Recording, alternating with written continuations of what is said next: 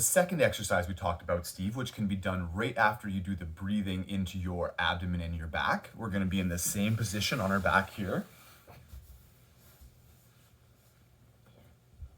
Take your hands from your lower belly and slide them to the side so that they're on the top part of your hip bones. This is just a good way to feel when you tuck your pelvis under yourself.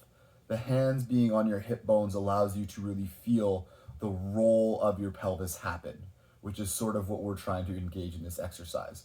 So we'll start from just a neutral position. Again, find a safe spot for your feet. They don't need to be too far in front. They don't need to be too close to your butt. I would have you now inhale.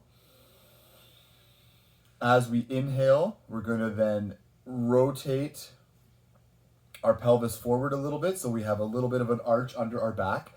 Do not go too far to where it's painful, Steve. We're just sort of engaging that motion of rolling our pelvis forward so that we create a little bit of an arch under our back. But we don't want this to be very painful. After we create that arch, we're going to exhale.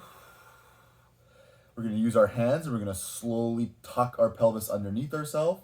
So our pelvis is moving this direction. It's scooping underneath. We might feel our lower back flatten into the floor a little bit. We're just going to then go between those two motions. So we're rotating our pelvis forward with the inhale. And then we're rotating our pelvis back. Our tailbone tucks underneath ourselves.